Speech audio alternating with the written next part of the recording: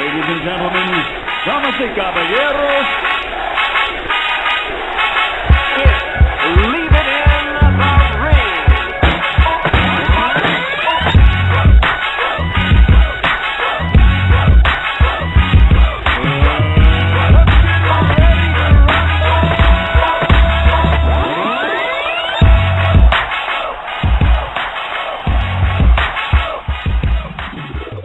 And welcome back to another edition of Leave It in the Ring Radio. I'm your host, Dave Duenas, with my co-host, Mr. Gabriel Montoya. Just a reminder really quick to our listeners that if you are at work or you're on the road, hey, download the app. You can get out the Google Store. You just have to type in all capital letters LIITR, or you can look at my front page on Twitter, and you can scan the QR scan there, and automatically it will download for you.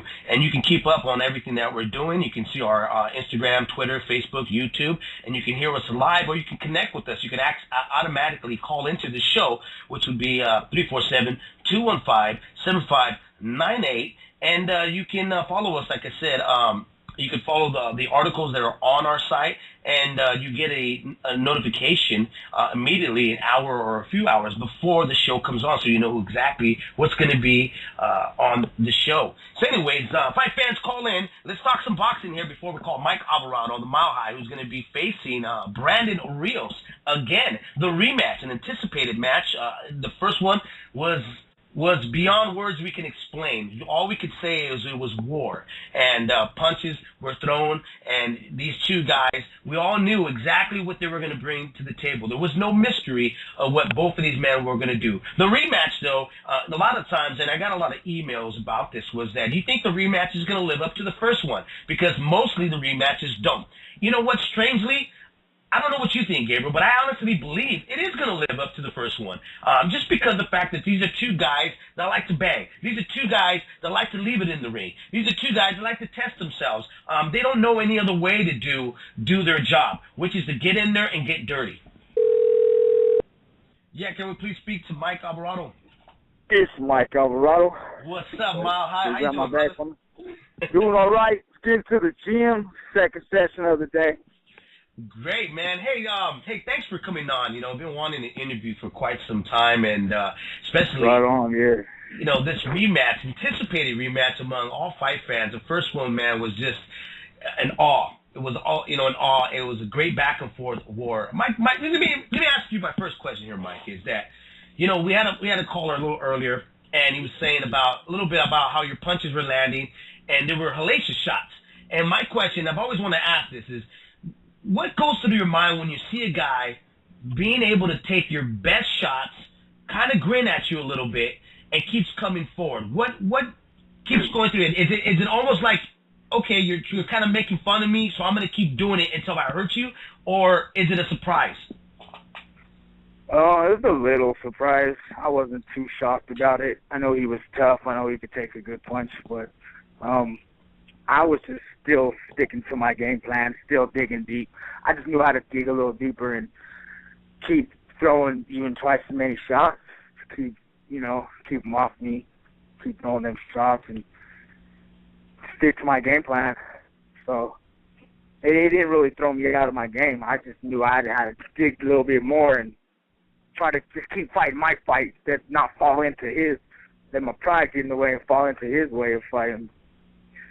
But I wasn't real shocked about it. At any time in that fight, did you feel that the game plan was slipping and that you had to step it up?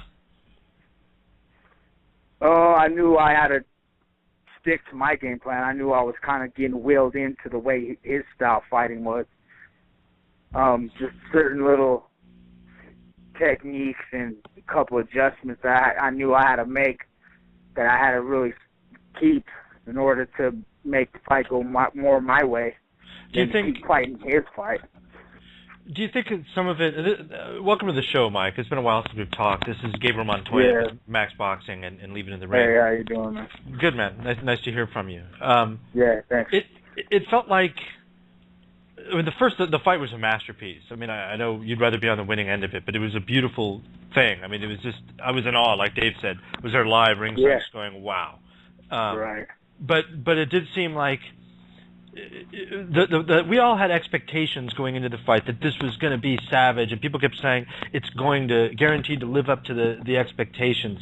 Do you feel as a fighter that compromised your game plan a little bit, and that you gave us a little bit too much of what we wanted and a little less of what you should have done? It might have a little bit. I think it had a little bit to do with that. I knew my game plan was to stay, keep him out a little bit more at bay than to be inside with him and let him have more of a chance, which he got that shot off and made the fight go more his way. But I don't know, the fight just ended up the way it did. I was just trying to control it my way and keep up with my pace. There was a couple minor adjustments I could have made, and yeah. And at this point, you feel. I mean, you have a whole other camp. You've moved past it. I mean, is it fuel for you? Is it something that you go back and you keep studying, or is it something that you put out of your mind and just say, whole new fight, and this time we're going to approach it, in a whole new way?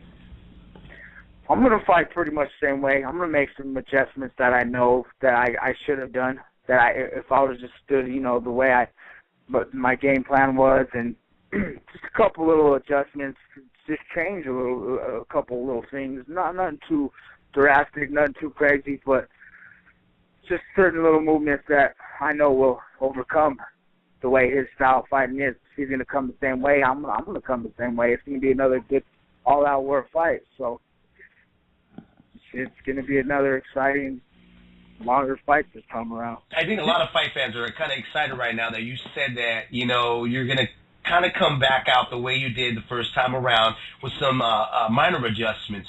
And I think that's one thing that a lot of fight fans, when hearing, when we announced that you were going to be on, a lot of fight fans were emailing us and asking, do you think the rematch is going to live up to the first one? And I honestly was like, I think it will, because I don't think you guys can change your guys' colors at all. I think you guys are who you are, and you're going to absolutely do it. But let me ask you, Mike, knowing already what Brandon Rios brings to the table, because obviously the first time around, you don't know exactly what to expect. Now you know what to expect.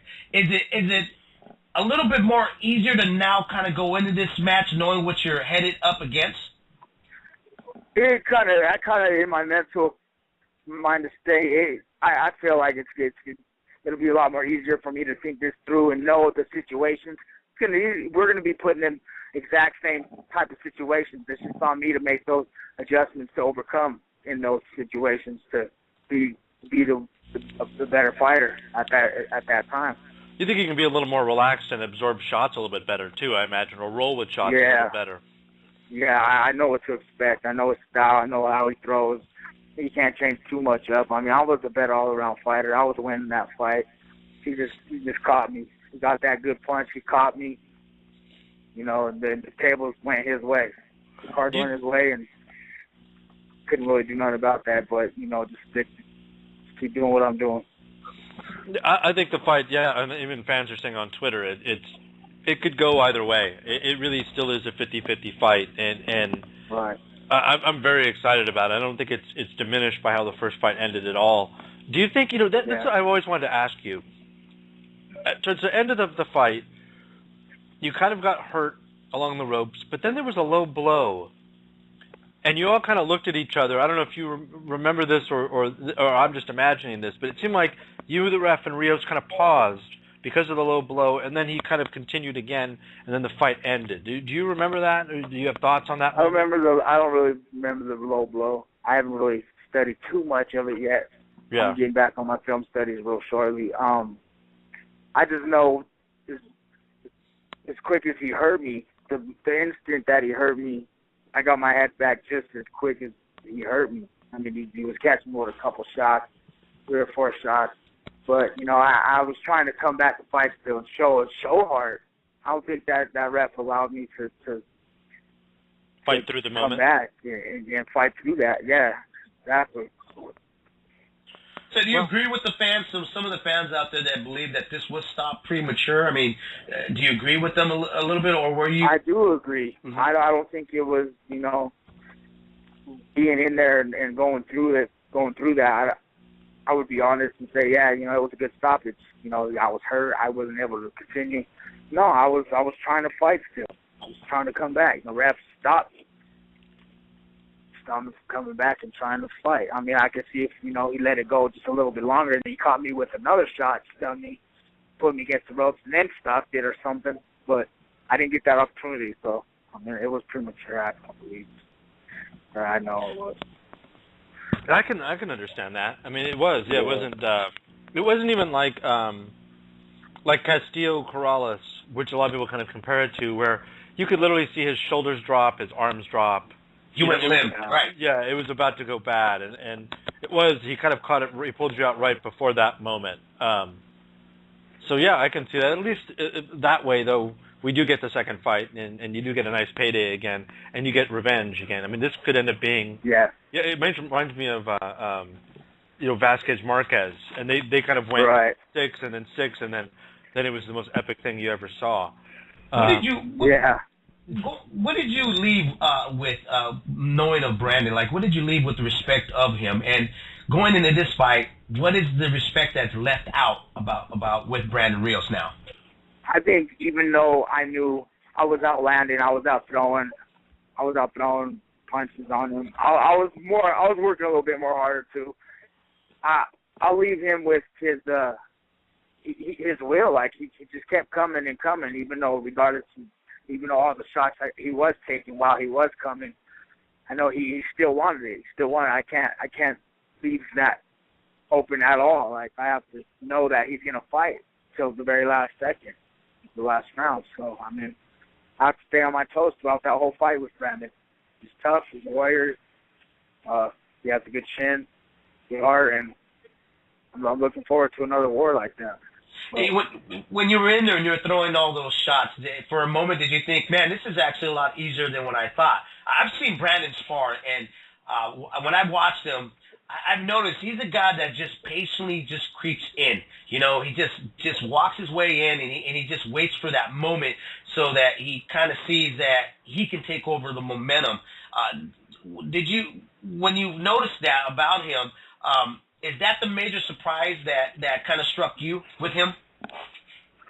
Yeah, knowing that I am a strong puncher, knowing that he does have to get through some clean shots, knowing that, he's going to get caught with something coming in, and then he kept coming. I was pretty surprised about that. But I was just still trying to stick to my game plan. I just left myself open a little bit more, caught me, and that was a mistake I made. Now, I'm correcting my mistakes, and I'm going to come back a smarter, better fighter this time around.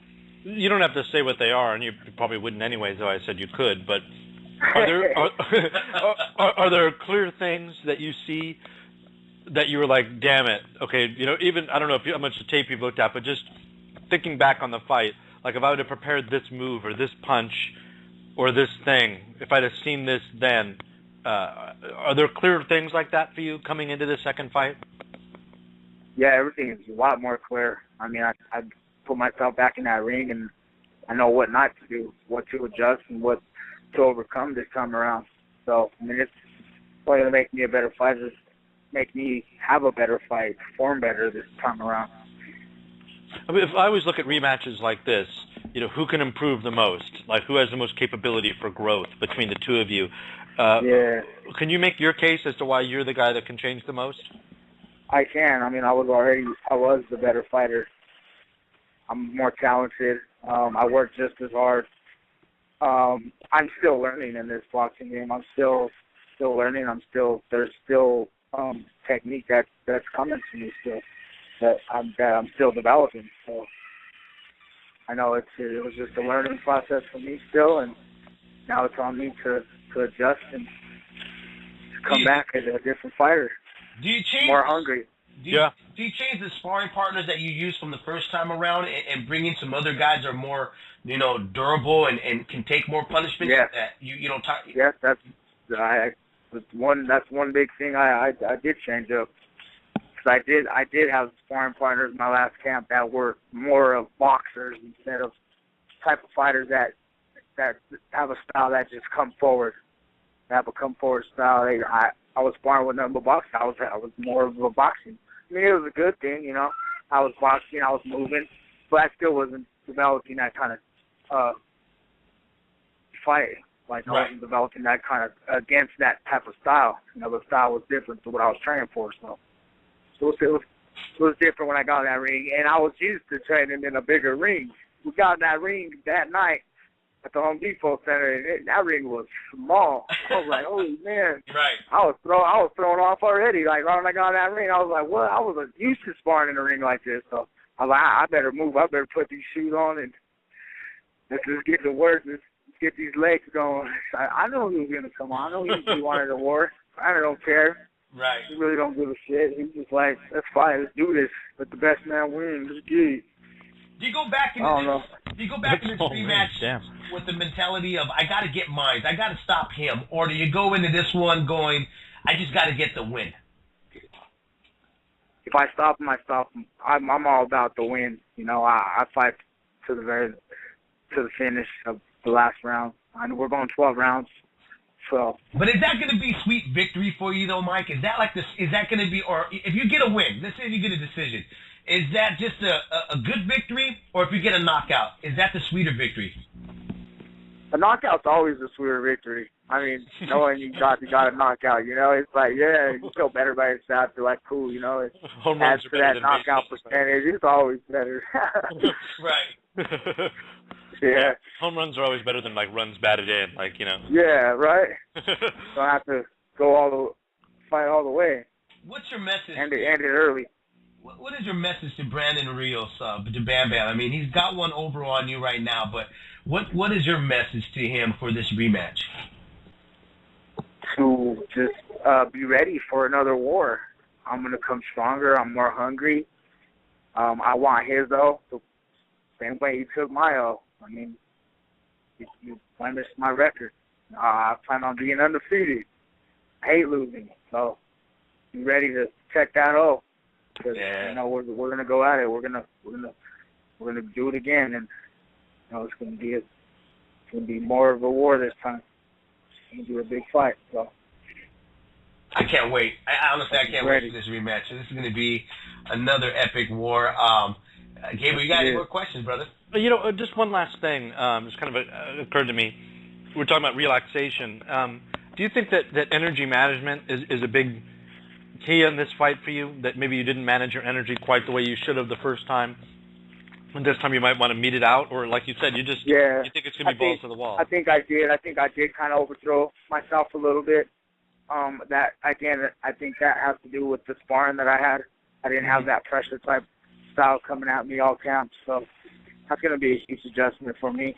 Changing the pace of training? I'm making it change the pace, relax a little bit more, throw, sneak some more shots in while he's coming in, time him a little bit more.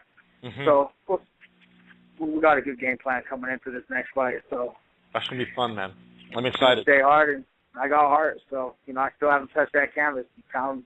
He wants to call himself, say he KO'd me or put me down this time. Let's do it the right way. Don't let the ref call the fight for you. I was good. It's like you know, there wasn't no standing 8 counts in California, but there is standing 8 counts in Las Vegas, I guess. Yeah, they usually do it out there. That's true. We ain't gonna leave it up to that. He knows in the back of his head that he shouldn't have left it up to that. He knows I was fine if he watched that tape. Well, let me ask you this, because obviously there was a little bit of a, I don't know if it was a hesitation or money-wise he was waiting on. Do you think it had a lot to do with money-wise, or did it have a lot to do with what he had felt and what he witnessed facing you that first time around? He had a little bit of both. Maybe he wanted a little bit more money. I don't blame him, man. You guys went through it. He knows he's gonna have to fight his ass off again. He knows it's not just an easy fight. This is gonna be a lot more tougher fight, knowing that I lost and I'm gonna come back even stronger. He knows how I am. He knows the type of fighter I am. My style is that I always come back stronger every time. I've done that my whole life, so he's gonna have to deal with it again. There you go. Mike Malhai Alvarado here on Leaving the Ring. Anticipated rematch with Bam Bam Rios on March 30th. Get your tickets and go out there and witness another war between these two guys. Hey, Mike, I appreciate you calling in and talking to us. Yes, thank you for having me. Dude, I wouldn't want to have to deal. I wouldn't want to have to deal with you again. I really appreciate the interview, man. Good luck. That's all right, thank you. All right, then. All right. All right, brother. Appreciate it. Talk to you guys later. All right. Whenever. All right. On to do with you guys again. Okay. All right, brother. Bye. Appreciate it.